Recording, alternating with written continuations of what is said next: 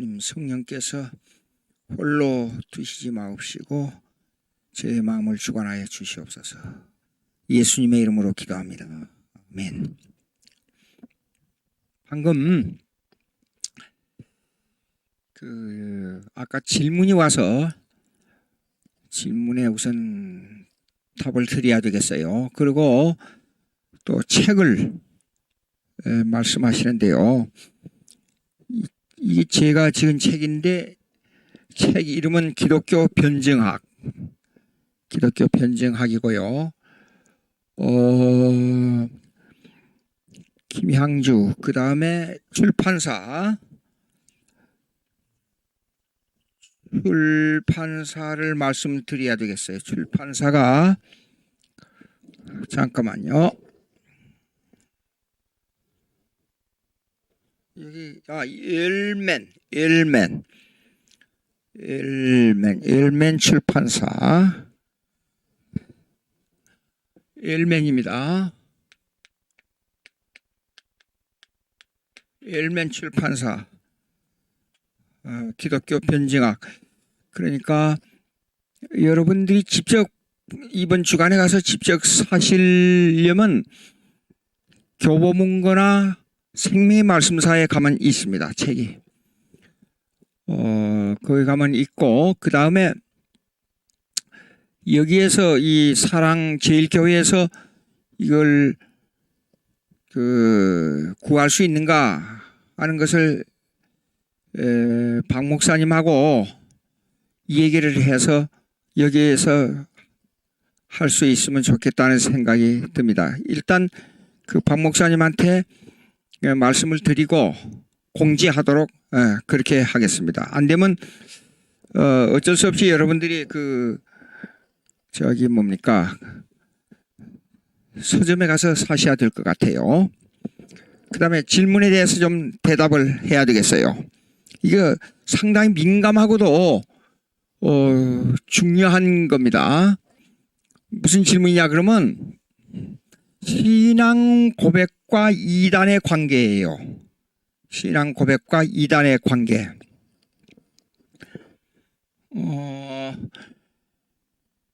이단을 구분하는 데 있어서 보통 우리가 통상적으로 그냥 나이브하게 쉽게 말합니다. 성경이면 다지. 성경에 맞으면 되지. 근데 문제는 성경이면 다라고 하면서도 성경을 해석하는데 각자 왜 같은 성경인데 왜 다 달라요? 성경 하는데 차이가 난다 그 말이에요. 그 문제를 어떻게 해석하느냐 하는 문제는 공동 고백, 세계 교회가 교회사적 신앙 고백으로 돌아가라 그 말이에요. 객관주의적 신앙 고백, 그것이 뭐냐면 사도신경입니다. 그 다음에 사도신경은 단순하기 때문에 그 사도신경을 세밀하게 해석하는 역사적 신앙 고백으로 돌아가라 그 말입니다. 역사적 신앙 고백은 인물사로, 아까 제가 말한 대로 인물사로 볼 때에 모세와 선지자들과 사도들과 칼빈과 에브라임 카이퍼 이렇게 역사적으로 내려온 인물, 계보신학이에요. 그 다음에 이 계보신학은 그들이 고백한 내용이 있어요. 내용. 계보라는 말은 역사적 신앙의 실제적 인물을 말하는 것이고 그 내용은 신앙 고백서를 말합니다. 그러면 신앙 고백서는 뭐냐? 신앙 고백서는 한마디로 이 신앙 고백서의 기준에 따라서 이단을 정한다 그 말이에요. 신앙 고백서. 신앙 고백서에 따라서. 근데 아까 질문하신 그 내용을 들어보니까 한국교회에서 이겁니다. 그 질문하는 내용이에요. 한국교회에서 어디에서 누구를 이단이라고 하는데 그게 뭡니까? 그런 거예요. 이것이 심각한 한국교회 문제를 야기시킵니다. 이렇습니다. 아까 말씀드렸지요. 계보와 계보 인물, 역사적 인물에 따라서 그 다음에 역사적 신앙 고백에 따라서 이단을 규정하는데 이 이단을 규정하는 원리를 말하는 것은 신앙 고백서에 따라서 결정된다. 그 말입니다. 자, 초대교회 이단들이 엄청 많이 들어왔어요. 아까 말씀드렸죠. 카사이파 이런 파들이요. 근데 그렇게 많이 들어왔을 때에 그걸 규정하기 위한 기준이 뭐냐? 사도신경입니다. 사도신조예요. 사도신조를 반대하면 이단이다 그 말입니다. 예? 그러면 이단을 규정하는 데 있어서 그 사람의 신앙 고백을 들어보면 알아요. 신앙 고백을. 그런데 이거요 중요합니다. 함부로 이단이라고 말할 때는 요거 뭐냐면 이교 교리를 두고 하는 말입니다. 근데 우리 한국말은 이단 그러면 끝단자 끝이 조금 다른다. 그러면 이단이란 말은 아주 약한 거예요. 사실상 이교 교리 할 때는 헤러티가 그러면 이교도예요. 이 이단 교리를 말할 때는 있잖아요. 이것이 그냥 조그만 단체에서 우리 한국에처럼 조그만 단체에서 몇 사람 모여가지고 그 사람을 이단으로 규정한다. 이렇게 하는 게 아닙니다. 적어도 이단을 규정할 때는 역사적 신앙 고백에 맞도록 하기 위해서는 수없는 검증과 수많은 사람들이 동원돼야 됩니다. 웨스트민스터 신앙 고백 하나 만들기 위해서 4년 반이 전쟁을 영국의 시민전쟁을 통해서 그 어려운 피를 흘리면서 젊은이들이 피를 흘릴 때에 4년 반 동안에 만들어진 것이 웨스트민스터 신앙 고백서였어요. 자, 초대교회에 사도신조가 아타나시우스까지 신조가 볼 때는 3세기 4세기가 걸렸어요. 시간이 엄청난 내용입니다. 근데 한국에서 어느 교단도 아니고 조그만 몇 개 이렇게 단체에 한 몇 사람 모여가지고 이단을 규정한다. 이단의 교리를 역사적 교리를 비춰가지고 살펴보면 이런 게 있어요. 오히려 더 진짜 이단이 가짜 이단을 이단으로 규정하고 있어요. 이단이라고 규정하는 그 사람들이 더 이단이에요 보니까. 예? 그래가지고 가짜 이단을 규정하고 있단 말이에요. 어떤 경우라도 역사적으로 내려온 신앙 고백서를 받아들이지 않고 남을 정죄하게 되면 이거는 보통 무서운 죄를 범하는 게 아닙니다. 자, 여러분 이렇습니다. 아무리 별소리를 다 해도 신앙 고백서를 보고 이단을 그 사람의 신앙 고백서를 보고 이단을 규정해야 돼요. 자, 칼빈하고 서베투스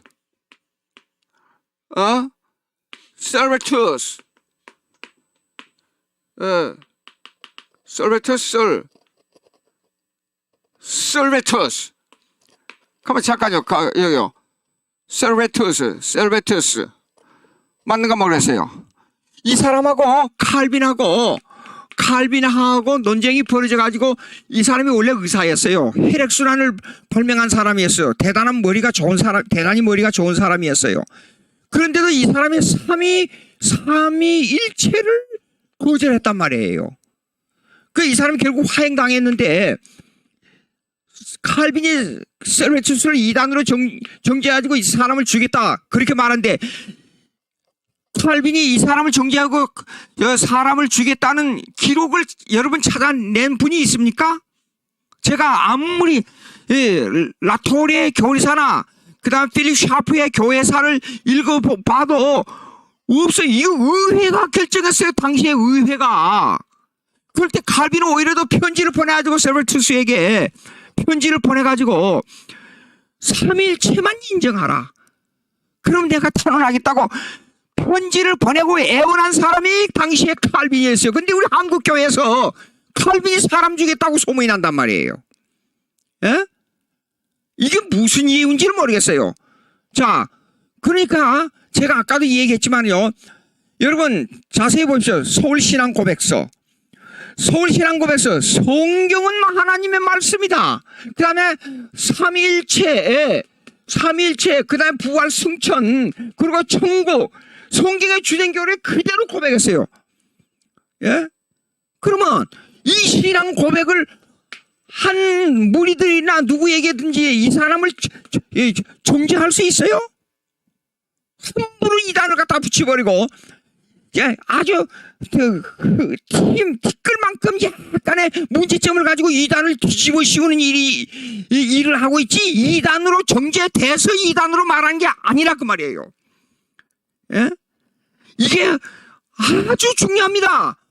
2000년 교회사에서 이단을 정죄하기 위해서 얼마나 많은 사람과 얼마나 많은 사람들을 투자해가지고 이걸 정죄하는데 이 일에다가 전심을 다한 줄 모릅니다. 근데 한두 대 명 모여가지고 어느 단체에서 자기들끼리 모여가지고 어느 단체에서 누구를 이단이라고, 난 누구라고는 어느 사람이라고는 말하지 않겠어요. 예. 그런 역사를 한국교회에서 와가지고 복음을 잘 전하는데 참된 신앙을 고백한 사람들을 얼마나 정죄했어요. 그 조그마한 사설 단체가 모여가지고 이런 일을 이렇게 해서 한국교회를 분열을 시키고 한국교회에 시비를 거는 이런 일을 해서는 안 된다 그 말입니다. 자, 이제 그렇게 하고요. 아까 이제 얘기했던 초대교회, 유대헬리 이렇게 나왔지요. 그 다음에 이제 이건 초대교회, 이건 5세기까지. 그러니까 마지막 교부가 누구였었냐 그러면 어거스틴이었어요. 어거스틴.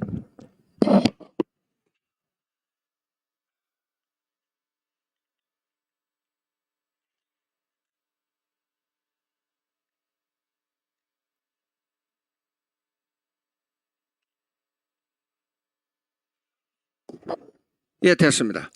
예, 어거스틴은 마지막 교부를 해가지고 사실상 어거스틴의 신학이 그 1천년을 지배했다고 하지만은 사실상 8세기 이후 로마 가톨릭의 교리가 조금씩 변화되기 시작했어요. 그리고 11세기 이후 스콜라주의, 그러니까 스콜라주의라는 말은 무슨 뜻이냐 그러면 철학과 신학을 합리적 이성주의로 해결하자 그 말이에요. 철학과 신학을 합리적 이성주의로 해결하자 그 말이에요. 그것이 스콜라주의예요. 그러면 이 스콜라주의의 강한 영향을 받아가지고 신학을 전개한 곳이 어디냐? 로마 가톨릭이에요. 근데 이게 이상한 게 있어요. 자, 이성주의가 강하면 강할수록 의식주의가 오히려 더 무엇으로 변하냐 그러면 이교도적으로 변해요. 이상한지 왜 그런지 모르겠어요. 여러분들 우리가 이렇게 그냥 간단하게 생각하게 되면 이성주의가 강하면 강할수록 의식주의가 약해질 것 같지요. 근데 반대예요. 그러니까 로마 가톨릭의 신학은 철저하게 스콜라주의인데도 불구하고 의식은 이교도적이에요. 그러니까 의식주의가 가보면 명동 성당에 가보면 이렇게 볼 때에 그 신비주의적 동양 사상이 많이 들어와 있다는 것을 알 수가 있어요. 자, 그러면 이성주의가 강하면 강할수록 의식주의로 된다. 그런데 이제 사실상 11세기 이후 스콜라주의가 강함으로 말미암아 로마 가톨릭은 이제 신학이 어떻게 변하냐 그러면 성경의 개념이 성경주의, 아까 말씀드린 대로 개혁파 신학이 자꾸만 이제 어거스틴의 신학이, 쉽게 말해서 어거스틴의 신학이 자꾸만 변질되면서 그 사이에 의식이 자꾸만 파고들었어요. 파고들었는데 이제 이성주의를 강조하다 보니까 중세 스콜라 대학이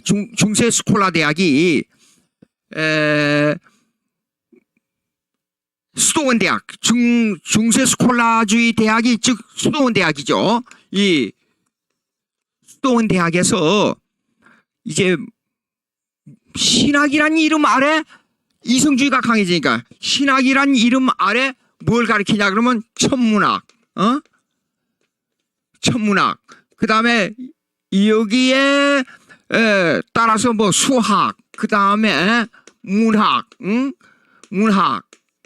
또 그 다음에 뭡니까 일반 뭐 예술 뭐 하여간 모든 학문을 수도원 대학에서 가르쳤단 말이에요. 근데 이 학문들을 그냥 이렇게 나눈 게 아니고 신학이라는 이름 아래 이걸 가르쳤어요. 근데 이 자가모순을 범했죠. 이 수도원 대학에서 자가모순이 스스로 모순이 된 게 뭐냐 그러면 천문학을 가르치면서 천문학을 가르치면서 이 뭘 가르쳤냐 그러면 지동설을 가르쳤죠. 지구가 해를 돈다. 그렇게 가르쳤단 말이에요. 근데 신학에서는 신학적 입장, 신학적 입장이라기보다도 중세 이 수도원 대학은 신학이라 하면서 이렇게 가르쳐 놓고 실제로 교회의 권위를 중요하면서 권위주의적 입장에서는 해가 돈다 라는 것을 강조했어요. 재판이 벌어졌잖아요. 여러분들 불란서의 그 한 여왕의 결혼식으로 말미암아 그 며칠 사이에 1만 명이 아무 이유 없이 살해당한 사건 역사를 여러분들이 알고 있잖아요. 예. 그런데 그 교회의 권위적인 입장이라는 말은 우리가 생각하는 교회의 권위 그렇게 생각하면 안 됩니다. 중세에는요. 모든 제왕들이 교황의 말을 듣지 아니하면 제왕의 행사를 할 수 없을 정도로 엄청났습니다. 그러니까 십자군전 10세기에 일어났던 십자군 전쟁 있잖아요. 십자군 전쟁은 그 교황이 군대를 모집하면 유럽에 있는 독일, 영국, 프랑스 각 나라들이 군대를 지원했어요. 그러니까 수천 리 길을 말 타고 걸어가면서 예루살렘 이 탈환 작전에 나섰지 않아요. 그렇게 로마 캐토릭이 엄청난 힘을 가지고 있었습니다. 그런데 재판을 하게 되면 판사가 있으면 반드시 옆에 누가 있었냐면 신부가 있었어요. 그래가지고 재판했어요. 근데 사실 중세 재판은 보게 되면 이 일반 법정 재판이 아니라 모두가 종교 재판이었어요. 종교로 인해서 모든 그 국가의 뭡니까 그 재판을 종교에 의해서 행해졌어요. 저 사람 돈이 많으니까 죄를 뒤집어 씌워가지고 이렇게 재판하라. 그건 재판할 때 세워놓고 사실을 묻는 게 아니라 달아매놓고 물어요. 달아매놓고 사람을. 그리고 그 달아매놓고 그냥 달아매놓고 묻는 게 아니라 밑에다가 무거운 돌을 또 달아매놓고 그게 얼마나 힘들어요. 그러니까 아닌 것도 기라 그러고 긴 것도 아니라 그러고 그렇게 대답할 수밖에 없었어요. 그래서 사람들의 재산, 그걸 말 안 들으면 죽여버리고 그리고 재산을 뺐고 자 그랬습니다. 근데 교회 권위에 의해서 이 뭡니까 그 재판을 하게 됐는데 코페르니쿠스 지동설 재판이 벌어졌습니다. 이거 왜 지구가 돈다고 말하느냐? 지구가 돈다고 말하지 말고 해가 돈다고 말하라. 근데 재판을 해서 반대하게 되면 이거 엄청난 죽든지 아니면 심한 고문을 당하게 생겼으니까 해가 돕니다. 그렇게 말해놓고 재판장에 나가면서 그냥 나가는 게 아니라 그 재판석을 이렇게 바라다보고 그래도 지구는 돌고 있는데 그럼 무슨 뜻이에요? 수도원 대학에서 천문학을 공부할 때 수도원 대학에서 지구가 돈다고 가르쳐준 사람들이 누구예요? 자기들이 가르쳐놓고 날 보고 그걸 못하게 그 말 못하게 한다 이거예요. 그래서 뒤를 돌아다보고 이런 이율 배반을 범했단 말이에요. 그러니까 어거스틴의 이 정통 교리가 1천년을 지배했다고 그러지만 사실상 800년 이후에 그리고 이 10세기에 들어와서는 이미 스콜라 11세기에 스콜라주의로 말미암아 이성주의의 교리가 판을 쳐버렸어요. 전 유럽을 휩쓸었어요. 스콜라주의는 다시 말씀드립니다. 철학과 신학을 합리적으로 해석하자는 거예요. 스콜라주의는. 성경 보십시오. 어떤 분이 이러더라고요. 신학교 가서 옛날에 신학 대학원에 가서 공부할 때 reasoning, rationalism, 즉 이성주의로 합리적으로 맞아야 된다는 말을 강조하는 교수가 있었어요. 그러면 여보자가요, fact. 이게 어떤 사건을 다룰 때 이성으로 해결할 수 있어요? 하나님 천지를 창조했다. 이성으로 어떻게 설명해요? 내가 존재한다. 내가 생각함으로 존재한다. 골기또 에고줌. 내가 생각함으로 존재한다. 그런 실제론을 어떻게 이성으로 설명해요? 예? 그러니까 신앙은요, 팩트를 강조하느냐, 아니면 레셔널리즘, 예? 이성주의를 강조하느냐 하는 것을 다 포함하고 있어요, 성경은요. 그러니까 이성으로 딱딱 맞아야 된다 하는 것은 구원론 같은 것, 또 마음을 움직이는 구원론이나 예수님의 인격론을 말할 때는 이성이 동원돼야 돼요. 근데 팩트를 말할 때는 이성이 이성을 동원해가지고는 이게 설명할 수가 없다 그 말입니다. 그런데 이런 이성주의로 말미암아 이제 이 영향을 받았던 이성주의로 좀 설명을 하겠어요. 역사적인 일에 대해서 잠깐 설명하겠어요. 이렇게 이제 선을 긋도록 보자고요. 그어서 보자고요. 그러면 여기가 16세기 종교 개혁이에요. 여기는 14세기 르네상스 운동이 일어났어요. 르네상스. 그 왜 이걸 말하냐면 로마 캐토릭의 이성주의를 설명하기 위해서 그래요. 그러면 16세기 종교 개혁은 요거는 뭐냐면 교리적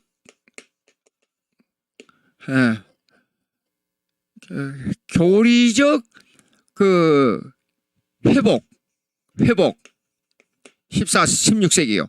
요거는 이 14세기는요, 이거는요 헬라주의 회복이에요. 헬라주의 회복이에요. 이거요. 그러면 14세기 르네상스는 요거 12세기에 스콜라주의, 이성으로 모든 걸 해결하자는 스콜라주의로 말미암아 그 받침을 해준 철학이 그 14세기의 르네상스 운동을 받침해준 철학이 12세기의 스콜라주의예요. 그러면 스콜라주의는 뭐냐? 그러면 back to the Greek, 헬라주의로 돌아가자 그 말이에요. 헬라주의 회복이에요. 헬라주의 회복. 그러니까 12세기부터 14세기는요 이 로마 캐톨릭의 수도원 대학이 계속적으로 이성주의 이를 강조하는 신학을 주장함과 동시에 의식적으로는 자꾸 미신주의, 외식주의로 빠져버렸단 말이에요. 그러면 16세기 종교개혁은 성경교리 회복이에요. 16세기 종교개혁. 그러면 14세기 이 르네상스 운동, 문예부흥 운동은 2세기나 빨리 일어나고 16세기 종교개혁은 왜 2세기나 늦게 일어났느냐 하는 문제는 아까 약간 제가 설명했잖아요.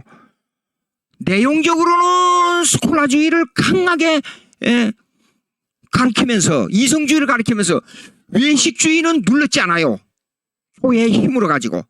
그러니까 200년 동안이라는 그 긴 시간에 외식주의의 억압을 받았어요. 로마 캐톨릭의 억압을 받았어요. 그렇게 하고 있다가 이게 터진 것이 종교개혁이에요. 성경으로 돌아가자는 운동입니다. 이게요. 그러면 이것은요 이렇습니다. 요 운동은 이렇습니다. 이성주의로 볼 때나 로마 캐토릭의 교회의 의식도 그 의식은 어떤 의식이냐 그러면 모르티즘, 그러니까 공로주의. 요거는 사람과 이 공로주의는 하나님에게 내가 뭘 바치느냐는 공로주의가 아니라 인간 대 인간이 어떻게 행하느냐, 이 공로주의를 강조한 거예요. 그래서 이거는 이 운동은 하나의 수평주의가 된 거예요. 하루조널리즘, 그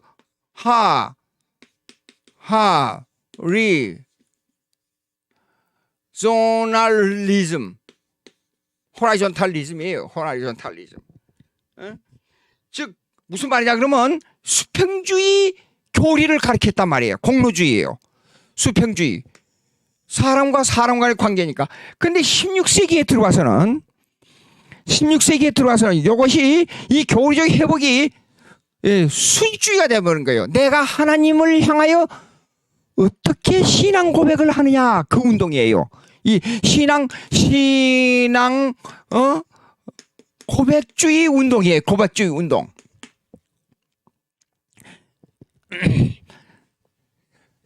자, 이 신앙 고백주의 운동으로 너무 강조가 돼버리면 무슨 운동이 되죠? 이것이 수익주의 운동이. 그래서 이걸 캐라키즘,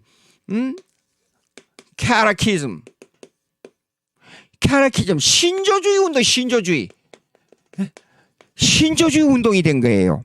근데 우리가 여러분요, 복음주의에서 이렇게 하잖아요. 예수 믿으면 다야. 예수만 믿으면 다야. 그러면서 행위도 강조하지 않고 우리가 성화에 있어서의 우리 신앙을 강조하지 않고, 그러다 보면 신앙 고백주의, 예수 믿으면 당장 앉아서 예수 신앙 고백하세요. 그러면 답니다. 당신 예수 믿습니까? 글쎄요. 그럼 따라하세요. 주는 그리스도시요 살아계신 하나님의 아들입니다. 예, 따라했습니다. 그리고 예수를 고백합니까? 예, 고백합니다. 그럼 답니다. 그냥 끝내버려요. 그렇게 되면 어떤 문제가 생기냐 그러면 신앙생활에서 내 마음에서 작동하는 성화 과정에 있어서나 윤리나 도덕주의에 있어서 희미하게 돼버린단 말입니다.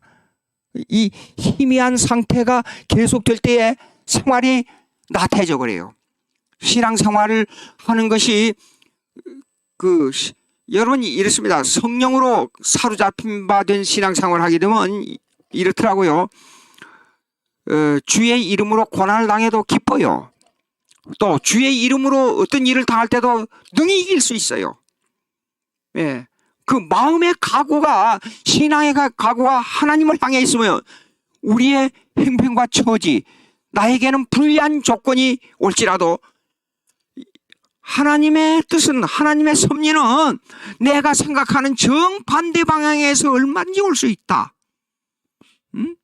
잘 때도 주님의 뜻이고 못 때도 주님의 뜻이고, 또 잘 될 때는 하나님께서 나에게 허락하신 은혜를 감사하게 되고, 못 될 때는 나에게 훈련의 채찍으로 알고 이걸 잘 견딜 수 있게 되고, 이래 적응하는 신앙이 됩니다. 근데 그냥 간단하게 그냥 예수 신앙 고백으로 끝나버리면, 왜 수직적인 신앙 고백으로만 끝나버리면 이런 마음의 각오가 없고 신앙생활의 성화에 전진된 신앙생활이 없게 되면 현실을 이기는데 힘이 약해져 버려요. 예, 인간은 누구나 다 현실을 겪게 돼 있잖아요. 어려운 일을 겪게 돼 있잖아요. 현실 속에서 무조건 예수만 믿으면 평탄한다는 신앙생활이 어디 있겠습니까? 예? 그렇게 하는 것은, 그렇게 생각한다는 것은 어린애 신앙이에요. 그러면 이런 데서 그러면 수직주의 이렇게 신앙 고백만 너무 강조하다 보면 생활에 문제가 생긴단 말이에요. 생활.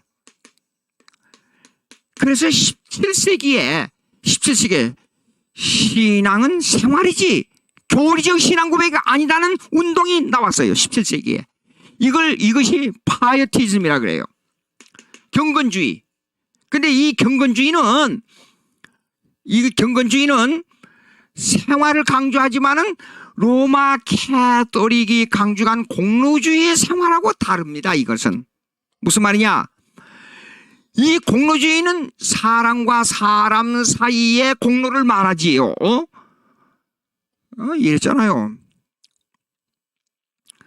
논쟁이 벌어져 가지고 있을 때 베드로 성당을 짓기 위해서 돈을 엄청 걷어들이려고 했었잖아요. 그래서 이 속죄권을 돈 주고 팔고 그럴 때에 저기 너가 돈이 이 헌금이 무거운 궤 속에 착 떨어지는 그 순간 너 연옥에 있는 너 형제 자매 너 부모들이 거기서 영혼이 싹 올라가서 천국으로 올라간다. 이렇게 참 기가 막힌 말도 되지 않는 교리를 가르쳤잖아요.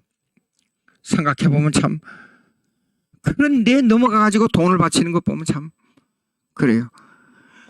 그것이요 내 형제를 위해서 뭔 일을 했느냐에 따라서 이 공로가 결정되는 이걸 가르쳤어요. 그런데 17세기에 넘어와서 경건주의는 수직적 생활을 가르쳤어요. 쉽게 말해서 이렇습니다. 이거요. 전도하고 그 다음에 성경 읽고 그 다음에 기도하고 이 생활을 가르쳤어요. 똑같은 생활을 말하지만 이거는 인간적 공로주의, 똑같은 생활을 말하자면 하나님을 향한 수직적 공로주의, 이 차이가 나왔어요. 근데 여러분요 생각해 보세요. 제가 신학교 다닐 때 한 친구가 있었어요. 20대니까 그때 뭐 한참 열이 나서 팔팔 거릴 때예요. 근데 이 사람이 무언가 경건을 얻기 위해서 그 기도원에 들어갔어요. 새벽에 일어나서 기도하고 열심히 일하고 열심히 뭐 연구하고 그러다가 어느 날 생각이 난 거예요. 내가 왜 이렇게 열심히 일하는가? 그 목적이 어딘가? 생각해 보니까 허무해요. 아무것도 앞에 뭐 어떻게 되겠다는 보이는 게 없어요. 그래서 그 기도원에서 나왔어요, 그냥. 그리고 신학을 다시 공부해보고. 그러니까 우리가 신앙이라는 것은 인격적으로 갖추어져야 되는데 구원의 확신을 가지고 성경대로 신앙생활을 하는데 그것이 내 자력으로 되는 게 아니라 내 인격과 성령의 인도, 내 인격이 성령의 인도함을 받고 그렇게 이 균형이 있어야 된단 말입니다. 근데 보자고요. 이렇게 되다 보니까 열심히 이런 신앙생활을 했습니다. 근데 이 뒤에 배경에 뭐가 없으면요, 구원 교리도 없고, 이게 합리적 성경에 대한 그 이해가 안 될 때에 허무가 또 찾아와요. 이 인간이 그렇게 약합니다. 허무가 찾아와요. 허무가 찾아와서 나온 것이 문제라. 17세기 말에 허무가 나온 것이 그게 이성주의예요. 이성주의. 자, 네 사람 얘기할게요. 라이프니츠. 그 다음에 스피노자.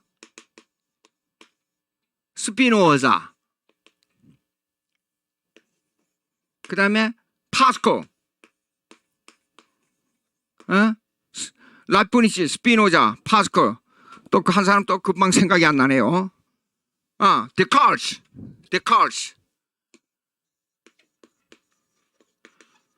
이 사람들이요, 이 경건주의의 반발로 일어난 것이 이것이 이성주의 철학자들이에요. 근데 이 사람들의 책을 읽어보면 하나님을 그렇게 말을 많이 해요. 그런데 이성주의예요. 그러니까 여러분 아까도 얘기했습니다마는 우리의 신앙은 삼일체 하나님을 인격적으로 받으라 그 말입니다. 이거 중요한 거예요. 삼일체 하나님을 인격적으로 받아야 된다. 그것은 신앙 고백이어야 된다 그 말이에요. 신앙 고백. 그냥 합리적으로만 가지고, 그러니까 삼일체를 이성주의적으로만 해결할 수 없어요. 신비적 요소가 들어있어요. 사도 바울이 그랬잖아요. 내가 예수 그리스도 신비를 너희에게 소개한다고 그랬잖아요. 신비에 쌓여 있어요. 그런데 성령으로는 이해가 돼요, 이거예요. 성령으로는. 제가 성령을 강조하니까 어떤 사람들이 왜 저 신학을 말하면서 성령을 말합니까? 그런 사람이 있더라고요. 근데 이 신학을 성령으로 하지 않고 어떻게 이해가 돼요? 신앙 고백인데. 참. 자, 이런 이성주의로 말하면 이성주의가 꽃을 근데 17세기 됐습니다. 18세기에 들어와서는 어떤 문제가 생겼냐? 이 이성주의 철학이 꽃을 피우다 보니까 이것이 연결돼 가지고 18세기에는 alignment,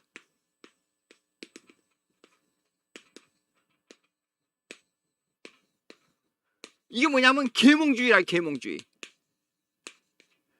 계몽주의란 뜻이 뭐냐면 스콜라주의, 아까 스콜라주의 얘기했잖아요. 스콜라주의의 반복이에요. 스콜라주의는 모든 철학과 신학을 합리적으로 해석하자 그 말인데, 요걸 조금만 말을 바꾸면 요거는요 이성주의, 그다음에 합리주의의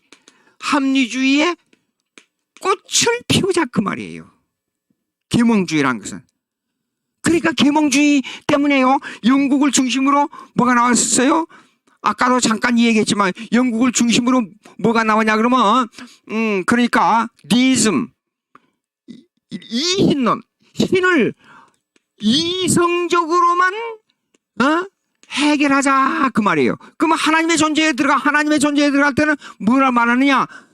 하나님은 창조주 하나님이지만은 만물을 다스리고 섭리하시는 하나님이 아니고 자연 법칙에 따라서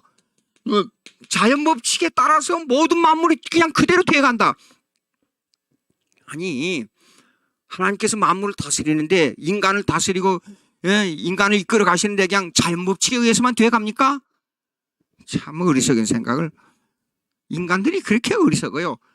그것이 이 18세기의 이 엘라이먼 계몽주의 사상이에요. 그러니까 이런 사상 때문에 이 하나님의 섭리론을 부정하고 하나님의 신적 계시, 이 신적 작정을 무시하는 그런 사상이 꽃을 피웠습니다. 자, 그러다가 이제 모든 만물을 합리적으로만 생각하다 보니까 어떤 생각이 들어요? 이 만물에 대한, 자연에 대한. 그 다음에 이제 그러다가 성경으로 돌아왔어요. 성경으로 돌아와서 이것을 즉 이 합리주의로 가지고 성경을 해석해 보자고요. 그럼 탁 부딪히는 게 뭐죠? 기적이에요. 예수님에 대한 기적. 자, 아니 사람이 뱃속에 큰 물고기 뱃속에 들어가서 3일이나 있다가 나왔다. 그게 무슨 그 성경에 그게 맞는 얘기예요? 성경이 합리적으로 계산할 때 그게 맞는 얘기예요? 죽은 사람을 나사로를 살려냈어요. 예수님이 말 한마디로 가지고. 아니 길거리를 이렇게 가는데 갑자기 예수님이 옷자락을 만졌어요. 근데 왜 불치의 병이 갑자기 옷자락 만졌다고 나와버렸어요. 이거 이해가 돼요? 그래서 19세기 신학은 뭐냐 그러면 자연주의가 돼버린 거예요. 자연주의. 내추럴리즘. 자연주의 뭐예요? 성경에서 기적을 빼자 그 말이에요. 그러니까 19세기 신학을 읽어보면 19세기 신학의 자연주의의 그 신학은 뭐냐면 종교사학파라 그래. 이걸 갖다가 종교사학파라 그래. 이걸 갖다가 종교사학파. 즉 독일 말로 religions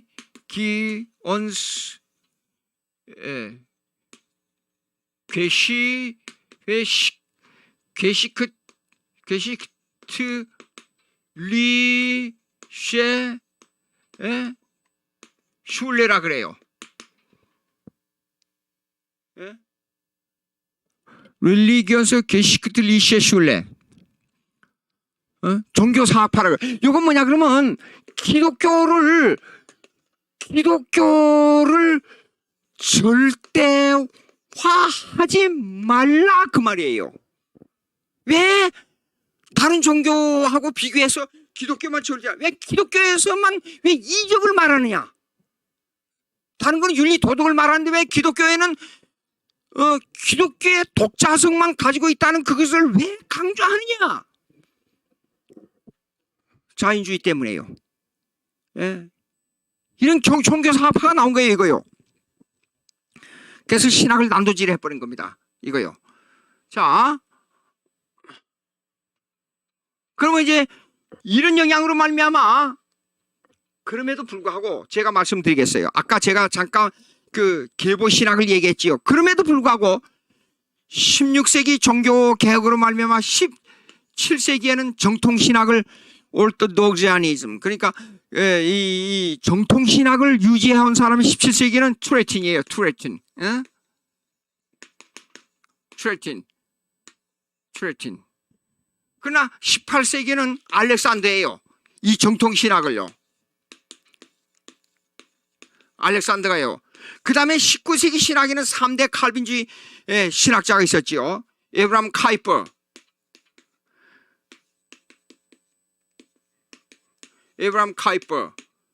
그 다음에 벤자민 월필드. 미국 사람들 이름이 참 이상해요. 전쟁터 이름이요. 그리고 색깔 이름이만 바이다 블루. 이름이 청색이에요. 이름이 청색.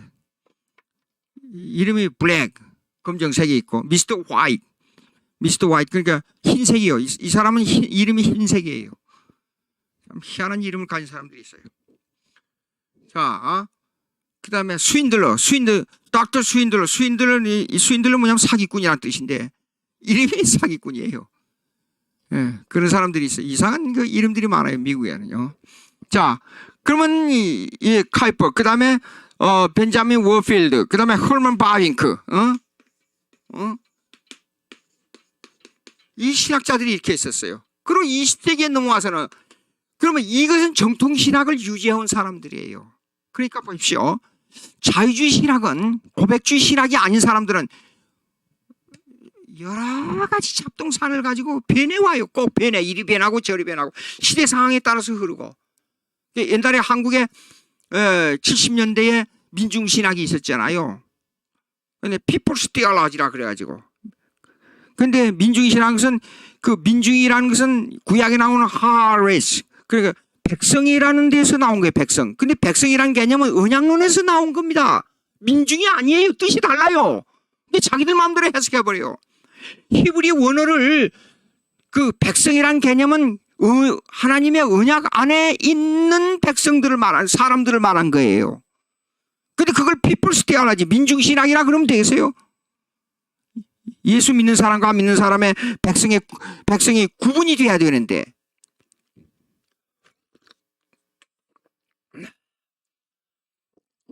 자유주의 신학은 시대의 흐름에 따라서, 그리고 지금 민중신학 해봐야 누가 그걸 이해하겠어요? 그 공산주의가 세계를 지배할 것 같이 아우성치다가 1917년 월세비키에 발밑에 짓밟힌 그 러시아가 100년도 안 돼서 망해버렸잖아요. 예? 망해버렸어요. 그러나 기독교를 없애기 위해서 그렇게 이 악마의 탈을 쓴 국가의 위정자들이 뭡니까? 성경의 박물관을 불태우고 사람들을 죽이고 박해하고 온갖 수단을 다 부려도 성경은 그대로 살아남아 있고 지금까지 기독교 역사는 유지되어 오고 있어요. 기독교 역사의 축을 Axis of the History is Christianity. 그러니까 모든 역사의 축은 기독교입니다. 기독교 중심이 돼야 나라가 돼요. 우리나라 기독교 입국론이 돼야 나라가 바로 돼요. 기독교 중심이 안 되면 일시적 부흥이 있을지언정 결단코 영구적이 못 됩니다. 제가 보기에는 미국이 그래도 앞으로 오랜 동안 세계를 지배할 나라 되겠다. 대통령 취임식이나 국회의원들 의회 취임식 보게 되면 꼭 예배에서 시작해서 예배로 끝나요. 예.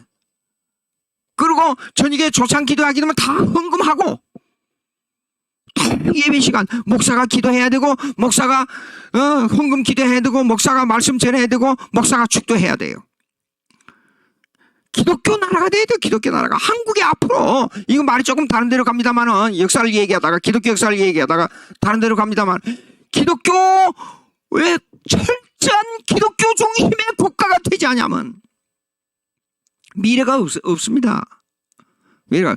저는 기도하면서 우리 한국에 대한 미래를 자꾸 생각하면서 기도합니다. 우리가 참된 기독교 국가가 되면 이런 형태는 아닙니다. 지금 우리가 알고 있는 이런 형태가 아닙니다. 다른 종교를 없애야 돼요.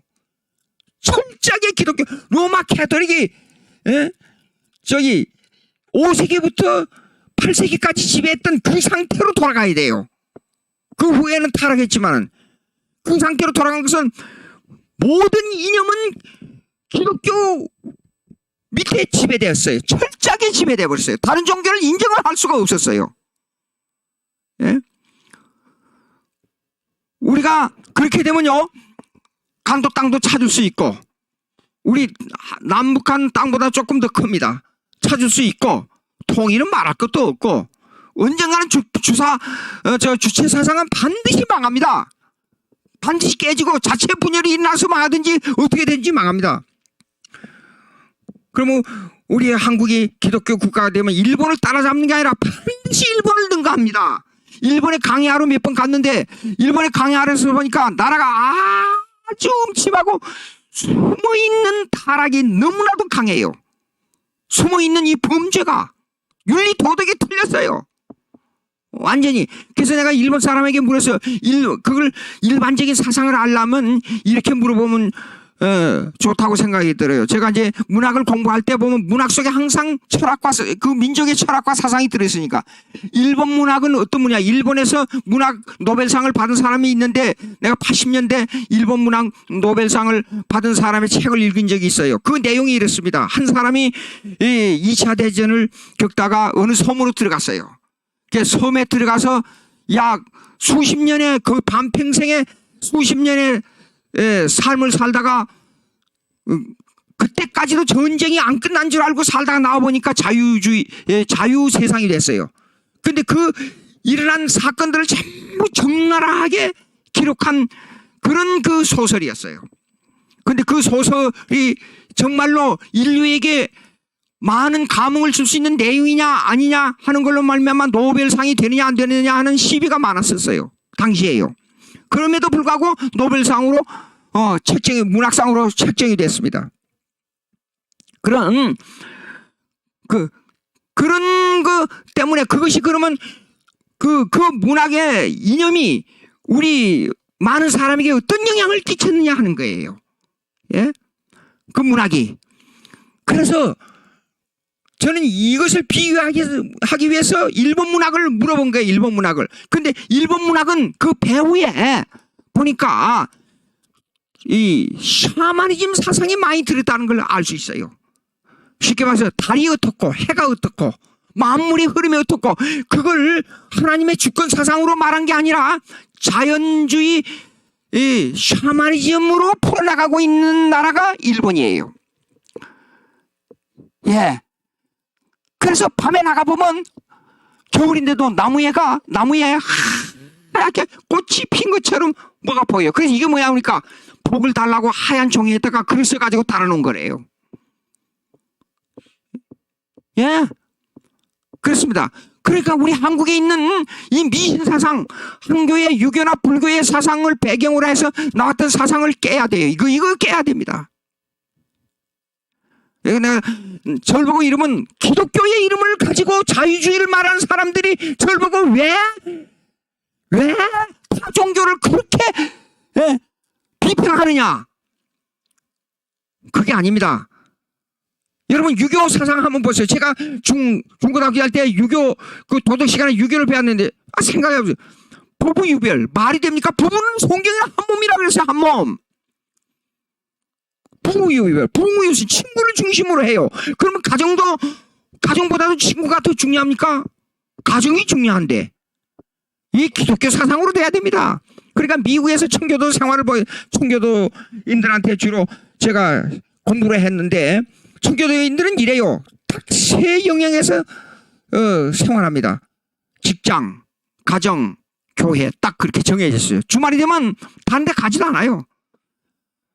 주일 준비하느라고 가족끼리 앉아서 이 얘기하고 웃고 밤늦게까지 서로 이 얘기하고 내일 주일 가서는 어떻게 한다는 걸 얘기해주고 그렇게 하고 직장 끝나면 딱 집에 들어옵니다. 들어와서 아내하고 식사하고 애들 점검하고 얘기하고 그리고 아침에 일찍 또 나가고 그 직장 교회 가정 직장 교회 과정 거기만 돌아요. 근데 우리 한국 사람들은 직장 끝나면 밤 12시까지 술 먹고 집에 들어오고 이게 다 부부유별 부무유신 유교 사상에서 나온 거예요.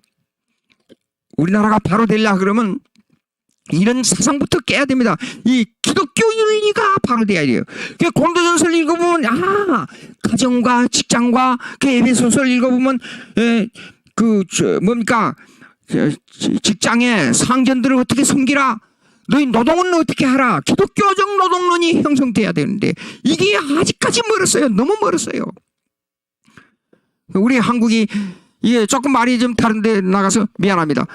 앞으로 정신을 차리기 위해서는 우리 한국이 세계 우등가는 나라가 되기 위해서는 철저하게 기독교 중심의 국가가 돼야 되겠다. 여기 조금 그리고 이제 20세기에 넘어와서는 우리 정통 신학은 아까 다시 강조했지만은 벤틸 박사 그 다음에 루이스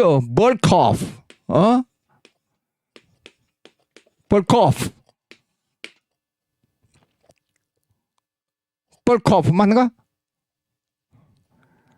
K입니다. K. 로 인해서 이렇게 이루어지고 한국에 와서는 이게 박형룡, 박윤선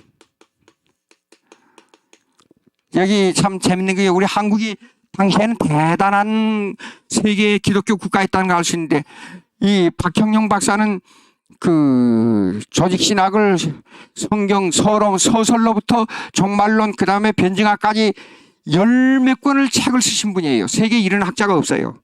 그리고 창세기부터 요한계시록까지 이 주석을 다 쓰신 분. 이분들은요 세계 2000년 교회사에 10명 안에 들어가는 이렇게 다 쓰신 분들은 세계 교회사에 10명 안에 들어가요. 손꼽혀요.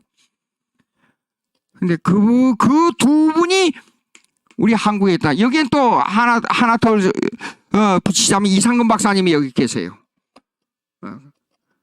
근데 오늘날 보수 신학을 주장하는 한국 교회 신학 대학에서 박형룡, 박윤선을 옛날에 캐캐묵은 신학이라고 강조하는 교수들이 있다. 그래서 내가 깜짝 놀랐어요. 교회사적 신학으로 돌아가야 됩니다. 교회사적 신학. 교회사적 신학이 뭐냐? 이 정통주의, 이 흐름을 말할 때 정통성을 말하는데 이것을 말한 분들은 이 박형룡, 박윤선 박사, 이상근 박사를 무시하면 안 됩니다. 자, 이제 그 정도를 하고요. 그러면 아까 자연주의 19세기에 했어요. 20세기에 넘어와서 자유주의 신학에 대해서 조금 얘기하겠어요. 20세기. 미국을 중심으로 제가 말씀드리겠어요.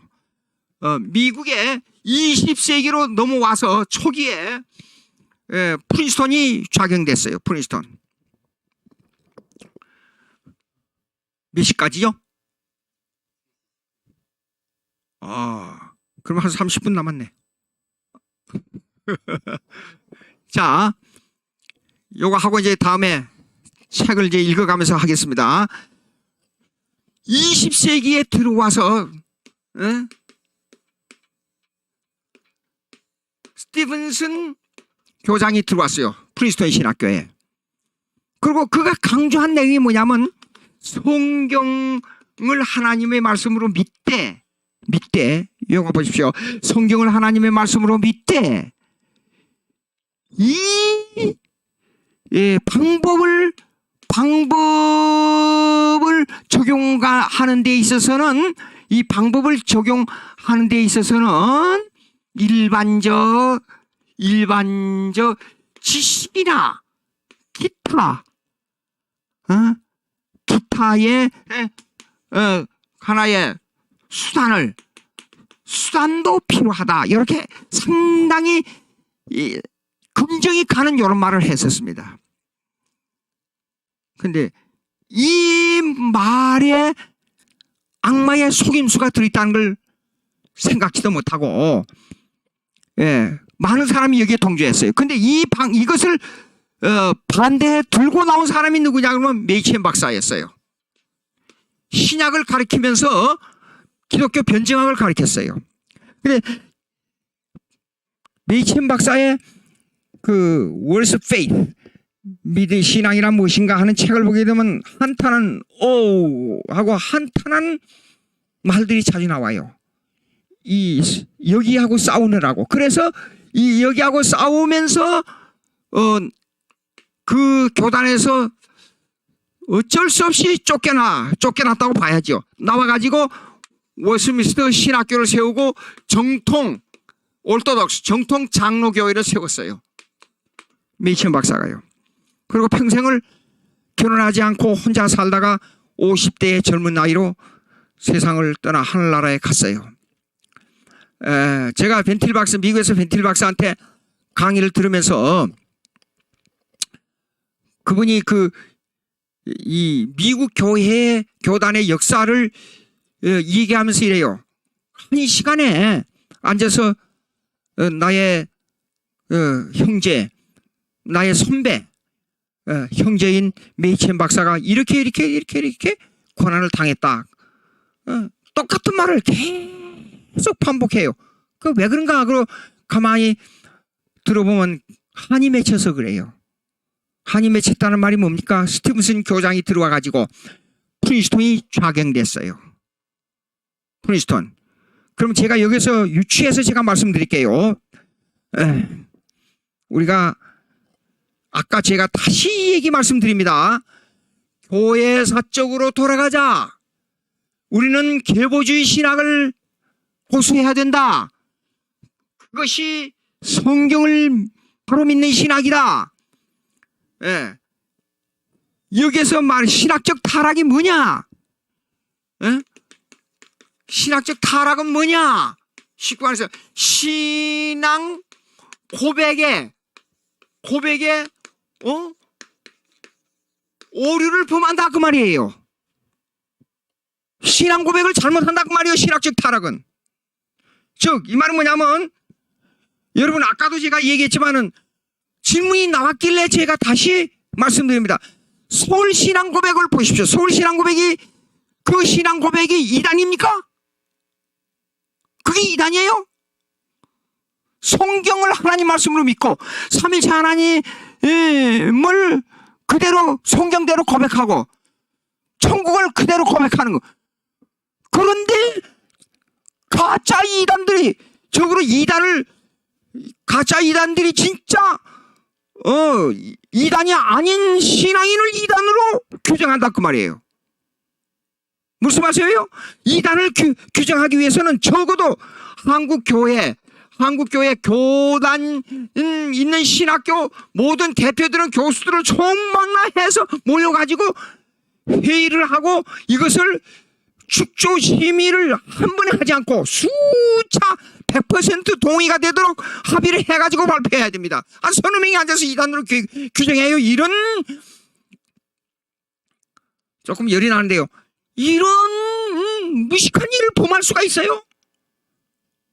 어느 사설단체에서.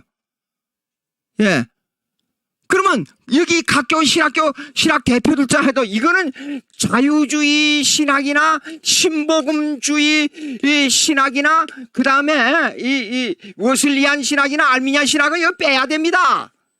빼고 정통주의를 하는 신학 교회에서 모여가지고 이 일을 규정해야 돼요. 그게 서울신학 고백을 만들 때에 얼마나 한 해 두 해 통해서 만든 줄 알아요?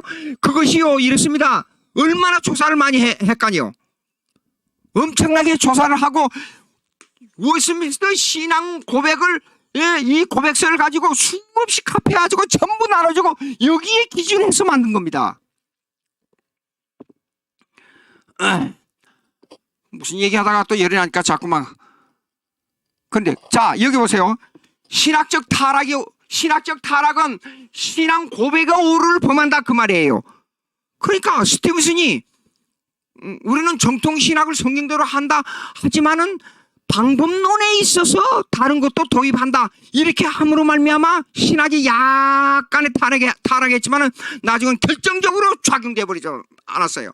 작용돼 버렸습니다. 자, 이게 무슨 말을 하려고 그런 줄 아냐 그러면 이렇습니다. 프리스톤이 그렇게 타락하고 나서 미국 교단들이 이렇게 했어요. 자, 신학교와 일반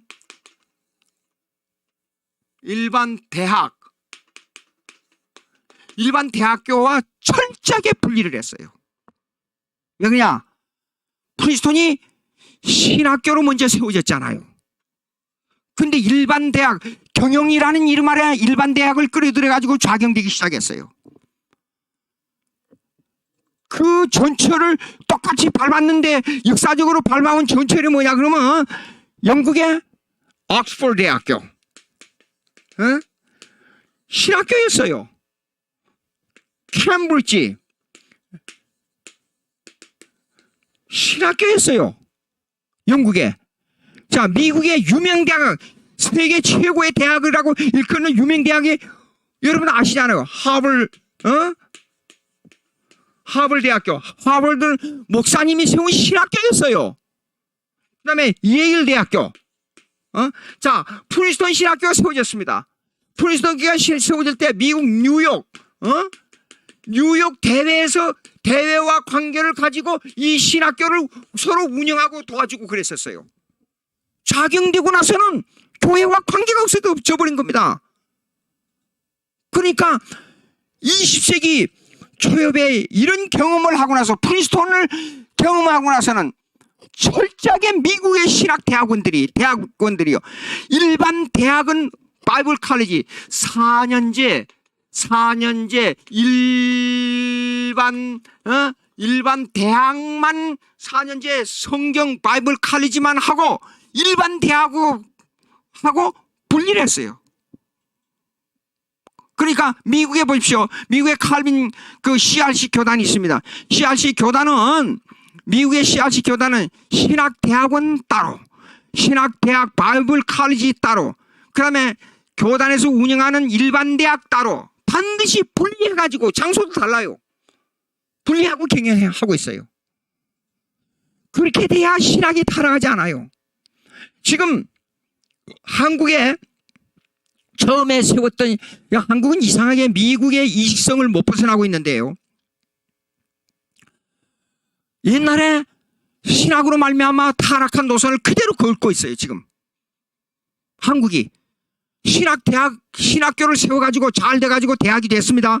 대학이 되면 이걸 신학교를 따로 분리해야 되는데 에다가 일반 대학을 세웠습니다. 보십시오. 안양에 있는 A라는 대학이 있습니다. 그 대학은 맨 처음에 신학으로 단과로 시작했어요. 대학 인준을 1950년대에 얻었습니다. 인준을. 그래가지고 잘 자라왔습니다. 그래가지고 일반 대학을 끌어들이고 학생이 10,000명 가까이 됐어요. 근데 재작년이네요. 재작년에 신학 대학 입학생, 대학원 입학생이 3분의 1도 안 됐어요. 왜 그런 줄 알아요? 거기에 많은 자유주의 신학 교수들이 들어왔어요. 원인이 그겁니다. 근데 그 원인을 몰라요. 왜 이렇게 되는가를. 예? 신학이 타락하면 목사를 길러낼 수 없잖아요. 어떻게 목사가 성경은 하나님의 말씀이 아니다라는 말을 가르칠 수가 있느냐 그 말이에요. 예? 그러면 학교는 벌써 시간이 다 됐어요? 몇 시? 아하, 20분 정도 남았죠. 예, 됐습니다. 아유, 난 시간이 돼서 민감해가지고 자꾸. 예. 자, 그러면 이 신학교의 문제는 이랬습니다. 예, 얘기하자면 신학교의 문제는 예? 이 교회 문제로 이어집니다. 교회 문제. 교회를 바로 세우기 위해서는 사명 있는 목사를 길러내야 되지 않습니까? 사명 있는 목사를. 그러면 이 사명 있는 목사를 교회로 길러내가지고 교회로 보내기 위해서는 신학 교수가 바로 돼야 돼요. 성경대로 믿는 교수가 가르쳐야 돼요. 성경대로. 제가 학교에서 신학대학에서 오랜 동안 일을 하다 보니까 자기가 보수주의라고 말씀대로 가르친다고. 그런데 실제로 들어가 보면 자유주의를 가르치고 있어요. 말이 돼요? 19세기 신학에 자유주의를 가르치고 있더라고요. 예? 그리고 성경의 저작서를 부인하게 되고 문서서를 발표하게 되고 이런 문제가 나와요. 그러면 한국의 교회 문제는 신학교의 문제요? 신학교의 문제는 교수들의 문제요? 이렇게 됩니다. 자, 이 문제는 역사적으로 영국의 옥스퍼드 대학교, 캠브리지 대학교, 미국의 하버드 대학교, 예일 대학교, 프린스턴 대학교 똑같은 역사를 걸어왔습니다. 왜 이 신학교들이 타락했는가? 신학의 변질이에요. 신학의 변질. 미국 뉴욕 대회가 프린스턴 신학교하고 관계를 가지다가 신학이 타락하니까 관계를 끊어버릴 수밖에 없잖아요. 그래서 미국의 20세기 이후에 미국의 성경을 바로 믿는 보수 신학교들은 이런 과거의 역사를 전체를 밟지 않기 위해서 신학대학원만 운영하는 신학대학원만 운영하는데 이들은 일반 대학을 절대로 끌어들이지 않고 그 다음에 이사회 법칙을 세우는데 그들이 오직 성경신앙 고백에서만 이사진에 들어올 수 있도록 하고 이런 그 세밀한 법칙을 세웠습니다. 여기에서 중요한 거 제가 하나 말씀 또 드리겠습니다. 미국의 교육, 제가 교육학 그 논문을 박사학위 논문을 쓸 때에 이것을 꼭 기록에 게재했어요. 자, 말씀드리겠습니다. 한국에는 교육부에 의해서 정부에서 허가받은 학위를 가진 신학교를 운영하는데 대단히 어려움이 많아요. 미국의 교육제도는 약 50년, 거의 50여 년 동안 공립학교가 없었어요. 전부 교회 학교에서, 그 교회 한 몇백 명만 되면 거기에서 유치원부터 대학까지 교회에서 교육제도를 만들어가지고 가르칩니다. 그러니까 미국에는 1960년대까지 미국에서 공립학교 할지라도 기도회를 시작하고 학과 공부를 시작했어요. 그것이 미국 교회에서 나온 관습입니다. 예. 그리고 요새는 케네디 대통령이 그걸 폐기했다가 요즘은 다시 그걸 이제 시행하는 학교가 늘어가고 있습니다. 그러니까 미국의 교육제도는 정부에서 세우는 공립학교보다도 교회에서 하는 사립학교 제도에 따라서 모든 교육의 시스템이 흘러가고 있어요. 미국에 그러니까 약 50여 년 동안에 미국의 대통령들은 교회에서 자라고 교회에서 공부하고 교회에서 대학을 공부한 사람들이기 때문에 모든 일을 시작할 때 기도로 시작하고 모든 일을 끝날 때 기도로 끝납니다. 그렇게 교육제도가 돼 있어요. 그러니까 당시에 하버드 대학이나 프린스턴 대학은 그런 식으로 공부를 했습니다. 예. 근데 한국의 교육제도는 자, 지금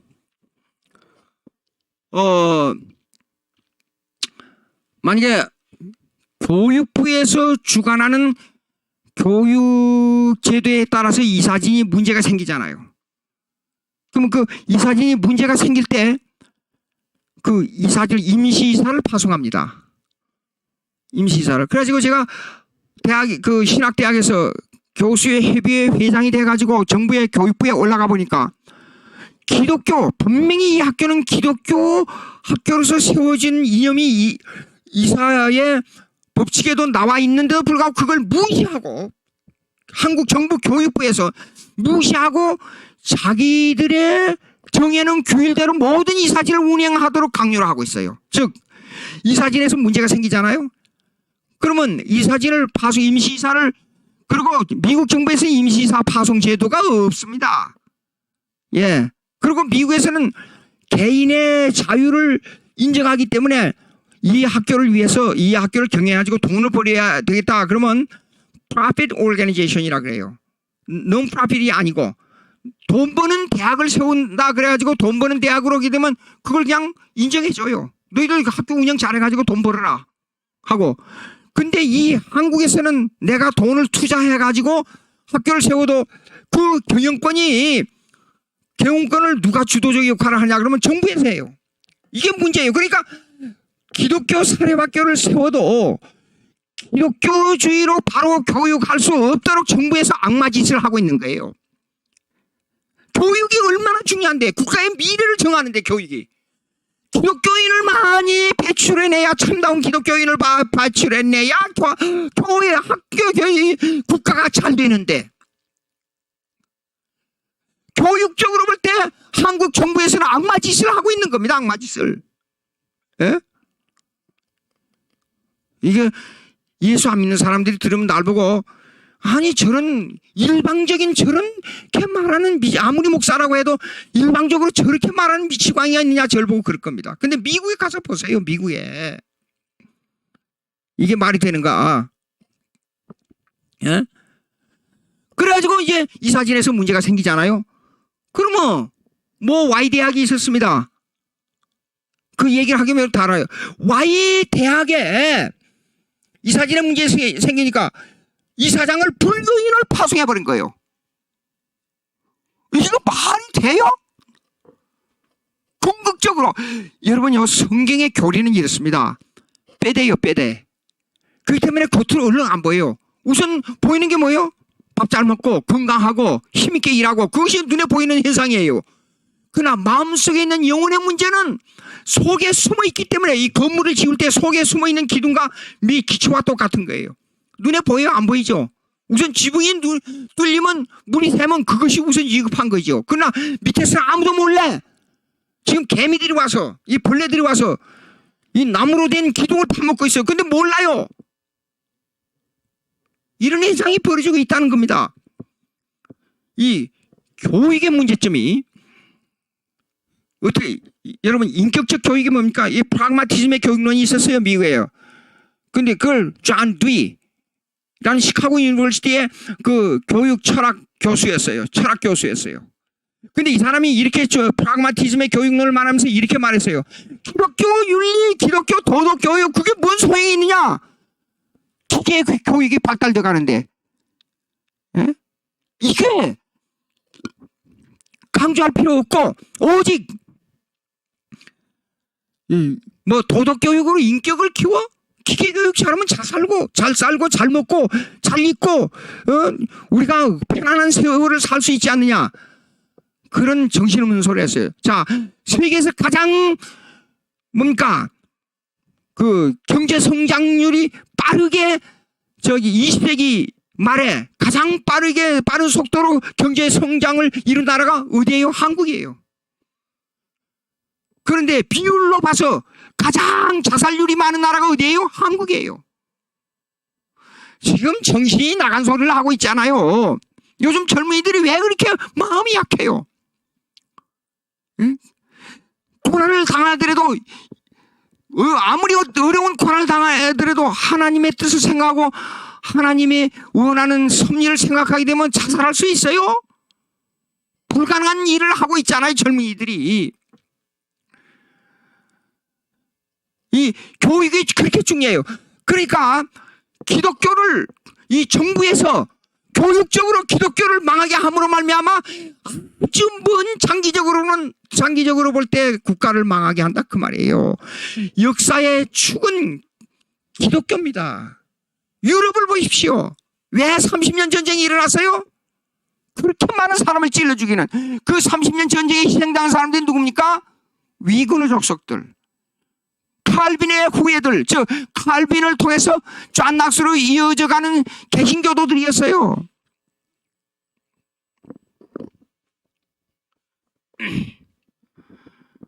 근데 그 영국의 청교도 신앙인들이 미국에 와서 그 유럽에서 당한 고통의 열매를 미국이 지금 그 피해 값을, 그 은혜를 미국이 입고 오늘날 세계를 지배하는 나라가 됐잖아요. 참 재밌는 것은 제가 율법을 연구할 때에 그 율법 연구가 참 이렇게 좋은가. 하나님의 행보는 3, 4대까지. 그리고 그 은혜는 10계명에 1계명, 2계명 읽어보세요. 수천 대까지. 수백 년 전에 저 조상들이 쌓아놓은 그 열매를 미국이 지금 받아먹고 있잖아요. 우리의 조상들 북한에서 고통당하고 평양을 중심으로 일어났던 성령 운동이 한 세기가 넘어 지난 후에 우리가 받아먹고 있어요. 그러니까 북한의 신앙인들이 우리 남한에 와서 터를 잡은 것이 우리 남한이 복을 받은 거예요. 제가 남쪽에서 태어난 것이 얼마나 하나님의 은혜가 큰지 몰라요. 북한에서 태어났으면 어떻게 될까? 수천 대까지 이루고 있어요. 수천 대까지. 그 3, 4대는 뭐냐 보니까 가나안 땅을 점령하기 위해서 40년 광야의 생활을 하면서 그 할아버지들 하는 거, 그 아버지들 조상들이 하는 것을 보고 하나님의 형벌은 3, 4대까지 가는 걸 알 수가 있어요. 그래서 3, 4대가 끝나면 부모의 행보를 몰라요, 자녀들이. 그러나 축복은 알아요. 복은 알아요. 그러니까 우리가 예수 잘 믿는 이 힘을, 이 역사를 후세대까지 물려줘야만 된다, 그 말입니다.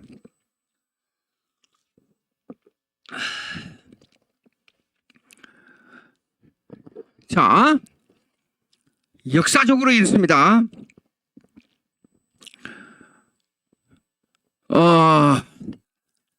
천재가 교회 역사를 지배한 적이 없어요.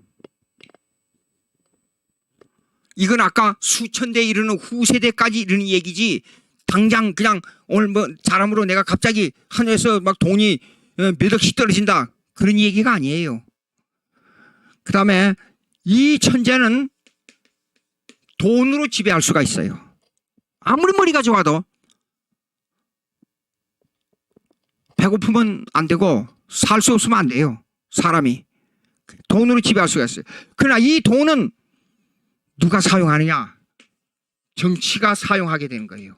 그러니까 로마 캐톨릭의 정치가 돈을 많이 가지게 되고 이 돈을 가지고 천재를 이용했어요. 교회 역사를 보면. 근데 이것도 수천 대까지 이루는 역사를 지배하지 못했어요.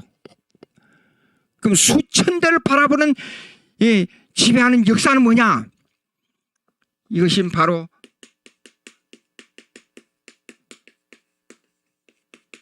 순교자들의 피예요. 터툴리아는 이렇게 말을 했어요. 교회는 순교자들의 피를 먹고 자란다 그랬어요. 기독교는 피의 종교라고 누가 말하지 않아요? 예. 쉽게 말해서 예수님의 피가 우리 심령 속에 깊이 뿌리박고 있는 죄악을 씻어낸 가장 기본 원리예요. 피의 종교. 피 흘림이 없으면 즉 죄사함이 없다 그랬어요. 피를 흘려야 돼요. 피의 값을 쉽게 말해서 우리 한국의 외정시대 때, 그 다음에 우리 6.25 사변 때 우리 순교자들의, 우리 선배 순교자들의 피를 우리가 먹고 있어요.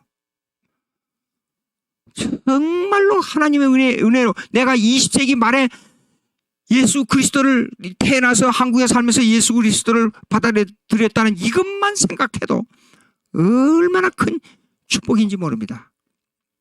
엄청난 복입니다. 그러면 우리가 이제는 정신을 차려야 돼요. 무슨 정신입니까? 우리가 이렇게 살아서는 안 됩니다. 예? 순교자들의 신앙을 우리가 심령 속에 가져야 돼요. 순교자들의 심령 속에. 그래서 이 순교자들의 피가 역사를 지배한 거예요. 교회를 지배하고 국가를 지배하고 이 교회의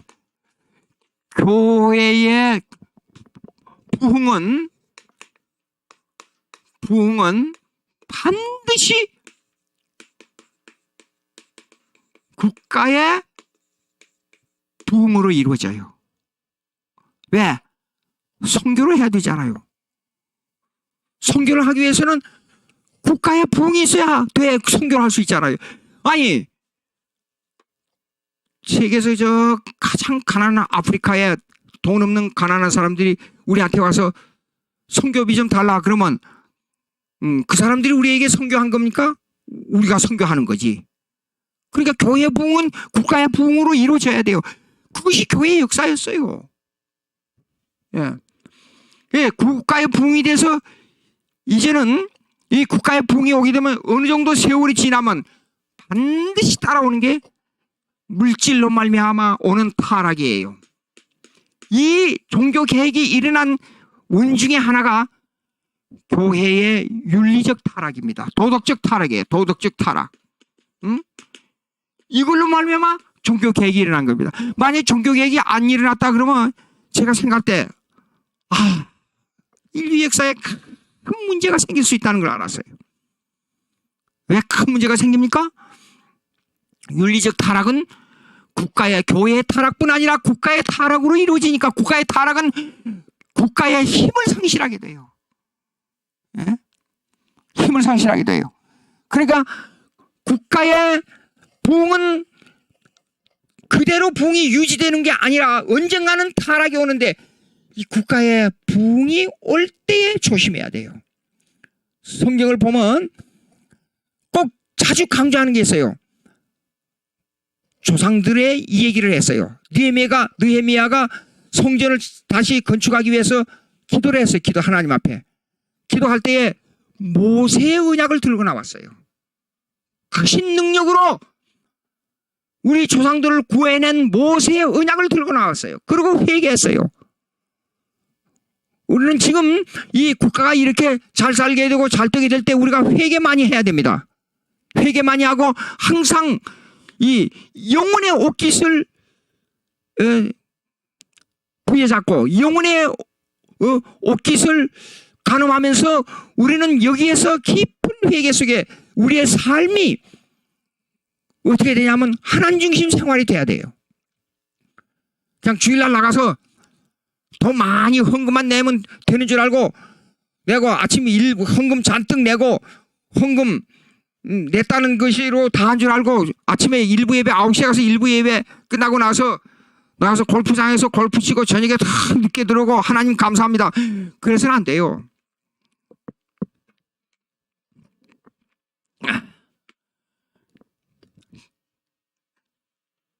다시 신학의 이제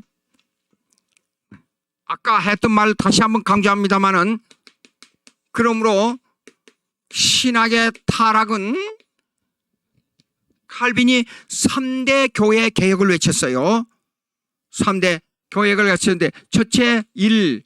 교리적 개혁, 그 다음에 두 번째 윤리 도덕적 개혁, 세 번째 제도 즉 정치적 개혁 세 가지를 외쳤어요. 교리적 개혁은 뭐냐 그러면 교리적 개혁은 뭐냐 그러면 신학이 바로 서야 된다 그 말이에요. 즉 이 말은 신앙 고백을 말합니다. 신앙 고백. 여러분 신학과 신앙을 다르게 보면 안 됩니다. 신학이 바로 신앙하고 일치돼야 돼요. 예. 자유주의로 들어갈수록 신학과 신학을 분리해요. 안 됩니다. 신학은 뭐냐 그러면 성경 교리를 체계화한 것이 신학이에요. 믿습니다. 어디 가서 내가 강의를 하니까 어느 교단에 가서 강의를 하니까 교리가 뭐냐고 그러더라고요. 그것도 목사님이. 그래서 교리는 이렇습니다. 주는 그리스도시요 살아계신 하나님의 아들입니다. 그게 교리입니다. 예? 도그마. 헬라말로 도그마. 영어로 doctrine. 이 doctrine이 도그마타. doctrine이 이 교리는 디모데 전후서에 나오자 교훈을 어떤 교훈을 사도 바울이 고민한 내용이 바로 교리예요. 그러면 이 교리를 체계화한 것이 신학이에요. 신학. 이 신학이란 것은 뭐냐? 그러면 어디서 나와냐? 신앙 고백에서 나와야 돼요. 신앙 고백. 신앙 고백이 교리고 이 교리가 바로 신학이에요. 그러면 이것은 신앙 고백을 학문화하기 위해서 체계화 즉 학문화하기 위해서 개인적으로 주장한다고 되는 게 아니고 이거는 교회사를 통한 객관적 사역이 첨가돼야 돼요. 교회사. 그래서 교회사적 신앙 고백으로 들어가야 돼요. 교회사적 신앙 고백으로. 예? 이것이 학문화되는 이것이 교리요 신학이요 신앙 고백이요. 일치돼야 됩니다. 신학 따르고 신앙 고백 따르다 그러면 이건 문제가 있어요. 예. 그러면 이제 이렇게 계속해. 자, 고대 신앙 고백서를 보게 되면 오늘날 입장에서 볼 때는 상당히 허술해요. 고대 신앙 고백서. 사도신조, 아까 제가 사도신조를 고치게 돼, 조금 더 첨가하자면 이런 이렇게 해야 된다는 것을 얘기한 것은 그것은 뭐냐 그러면 제 개인의 의견이 아니고 즉 하나님이 천지를 창조하시고 다시 한번 말씀드립니다. 천지를 창조하시고 다스리시고 그 다음에 통치하시고 그 다음에 섭리하신 하나님을 믿사오며 그 다음에 성령론을 말할 때는 예수님께서 완성하신 구속을 우리의 심령 속에 적용하시는 성령을 믿사오며 그렇다면 이 세 가지 삼위의 하나님의 사역을 고백할 수 있는데 좀 더 구체적으로 나온다 그 말입니다. 근데 이거는 제가 한 얘기가 아니고 오거스틴, 칼빈, 그 다음에 에브람 카이퍼 유명한 신앙 고백주의 신학자들에 의해서 나온 것을 제가 참조해가지고 하는 말씀이지 제 개인의 의견이 아니에요. 이거는요. 그러니까 교회사적으로 돌아가야 된다 그 말입니다. 기독교 변증학은 무슨 말이냐 그러면 이렇습니다. 교회사적 교리의 변호예요. 다시 한번 말씀드립니다. 변증학은 뭐냐? 교회사적 교리의 변증이에요. 교회사적 교리의 변증이에요. 예. 자, 그렇게 되니까, 그런 이 신앙 고백을 바로 세워야 된다. 이철령 교회사. 그 다음에 그에 따른 윤리 도덕이 돼야 됩니다. 이거는요, 윤리 도덕은 하나의 이것이 이 도덕주의의 종교를 말하는 게 아닙니다. 이 말은 무슨 말이냐? 그러면 쉽게 말해서 이렇습니다. 우리의 신앙생활이 날마다 회개를 더하며 하나님의 은혜를 더하는 신앙생활로 들어가라 그 말이에요. 아니 윤리 도덕을 가지고 기준을 해보자고요. 성경은 이렇게 말씀하고 있어요. 10가지 다 지키다가 야고보서 읽어보십시오. 성경에 나오는 계명을 10가지 다 지키다가 하나 범하면 다 범한 거라 그랬어요. 그렇게 인간은 하나님 앞에 내놓을 것이 없는 겁니다. 그렇기 때문에 우리가 신앙생활의 질을 높이기 위해서는 윤리도덕적으로 어떻게 돼야 되냐? 깊은 회개와 깊은 은혜에 빠져야 된다 그 말이에요. 이것이 윤리도덕적 개혁입니다. 그 다음에 제도 정치적 개혁이라는 건 뭐냐 그러면 교회 정치를 말합니다. 교회 정치. 예? 근데 오늘날 한국교회 보십시오. 예, 교회 표지, 뭡니까? 교회 표지가 있잖아요. 교회. The Marks of the Church. 교회 표지가 뭐예요? 3대 표지가 말씀의 바른 하나에, 말씀의 바른 설교, 그 다음에 뭡니까? 성례의 바른 집행, 그 다음에 세 번째가 뭡니까? 권징의 바른 집행. 목사 설교가 죄를 지적하는 설교를 할 수 없는 시대가 됐어요. 죄를 이야기하게 되면 기분 나쁘게 죄를 그렇게 말하지 뭐.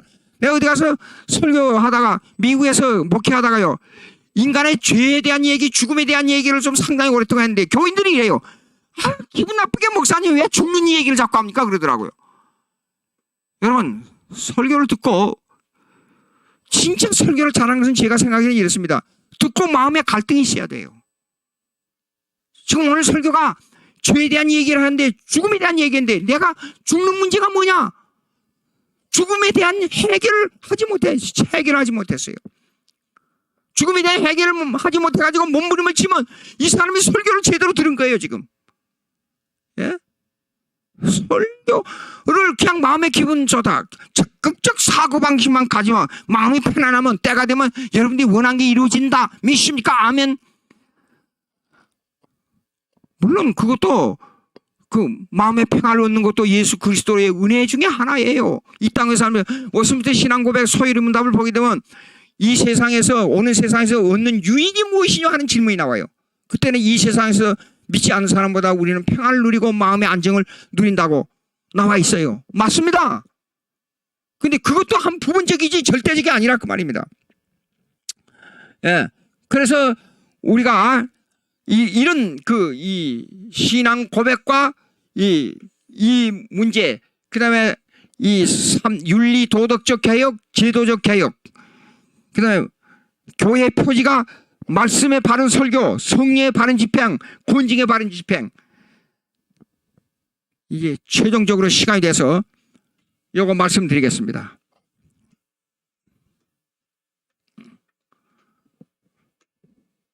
이게 제 변증학의 서론에 나왔습니다.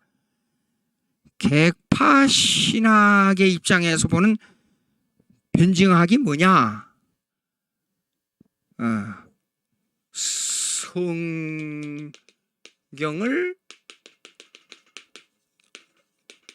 변호한다. 성경을 변호한다. 그러나 좀 더 성경 교리의 입장에서 보면 뭐냐? 요거는요, 신앙 고백을 변호한다는 뜻이에요. 제 책 최초의 처음에 파라그래프 그 단락에서 나옵니다. 신앙 고백을 표현하는 이 신앙 고백은 뭐냐? 교회사적 신앙 고백입니다. 교회사적 신앙 고백을 인물로 볼 때는 하나의 계보를 따른 신앙이에요. 예. 그 다음에 계보. 그 다음에 두 번째 신앙 고백의 문서는 뭐냐? 할 때 고대 신조와 종교개혁 신조를 말합니다. 루터 한 사람의 신앙 고백이 아니고, 그 다음에 웨슬레 한 사람의 신앙 고백이 아니라 전 교회사적으로 종교개혁 신조를 통한 신앙 고백이 돼야 된다, 그 말이에요. 이걸 변호하는 것이 기독교 변증학입니다. 예. 질문이 없습니까? 질문이 가만히 잠깐만 보십시오. 질문. 여기 나와 있는 거 좀 읽어보겠습니다. 예. 쭉 읽어보고. 예. 좋습니다. 이 정도 됐습니다. 다른 거 없죠? 그러면 기도하고 마치겠습니다. 하나님 아버지 감사합니다. 오늘 또 이 시간을 주셔서 이렇게 하나님의 말씀을 변호하는, 신앙 고백을 변호하는 이런 시간을 가지게 돼서 감사합니다. 주님, 저희들의 마음이 뜨겁게 주님을 사랑하게 해주시고, 저희들 마음이 주님을 사랑하되 내 자신의 개념으로 사랑하지 말게 해주시고, 주님을 사랑하되 말씀에 따라서 주님을 사랑하게 해 주시옵소서. 성령님이 강권적으로 역사해 주셔서 저희를 붙들으시고 성령 충만한 삶을 살 수 있도록 저들을 시간과 분초마다 매 시간마다 주님 인도해 주셨기를 간절히 바라옵고 예수님의 이름으로 기도합나이다. 아멘.